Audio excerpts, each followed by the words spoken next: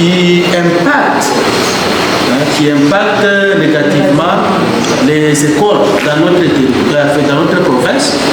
Il y a la situation des conflits armés, surtout dans la sous-division Nyunzu 2. Conflit, toi Bantou surtout. Alors il y a eu déplacement des populations du côté de Kirunga vers Kabeamai. C'est ainsi qu'il y a eu de localisation des écoles. Alors, maintenant, le problème c'est lequel?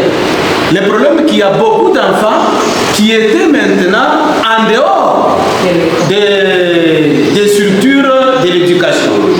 Notamment maintenant à Kirunga, il y a beaucoup d'enfants, parmi ceux qui sont rentrés, qui n'ont pas accès à l'éducation, qui n'ont pas accès à la gratuité de l'enseignement.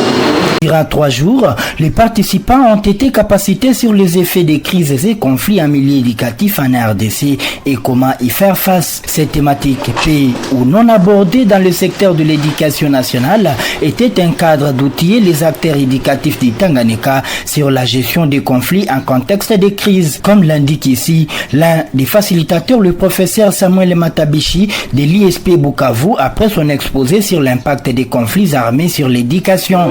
Je suis très satisfait des échanges, de discussions, de débats, surtout de la détermination et de l'ouverture de l'esprit des personnes qui ont participé à cette formation, surtout de leur courage et de leur volonté de vouloir contribuer à améliorer les choses dans notre pays. Nous sommes là pour que nous puissions enrichir le module grâce aux idées qui sont données au niveau de la base. Ça, c'est un élément très très important pour nous. Donc nous sommes tout à fait conscients que les conflits ont un impact sérieux sur l'éducation et sur la vie ensemble, dans l'ensemble. Pour les participants, les notions de crise et des paix qui ont été explorées en faveur de l'éducation en RDC leur ont permis de capitaliser ces enseignements dans les milieux professionnels, mais aussi communautaires. Dans cet atelier, vraiment, nous avons appris beaucoup d'histoires et ce qui a beaucoup marqué les participants, c'est cette problématique aujourd'hui qui règne dans les milieux scolaires, entre autres, les conflits, comment les résoudre dans les milieux scolaires, dans nos familles et en dehors de nos familles. Alors cela nous a réjouis du début de cet atelier jusqu'à la fin. On a développé différents modules et ces modules nous ont outillés, non seulement nous les participants, mais aussi ça va aider la communauté. Vous savez que l'homme naît avec les conflits sont avec nous et nous devons vivre avec les conflits dans la société. Les notions qu'on vient d'acquérir peuvent nous aider pour gérer pacifiquement les conflits dans notre société et acquérir les habiletés qui peuvent nous aider à cohabiter et à avoir l'harmonie dans notre société.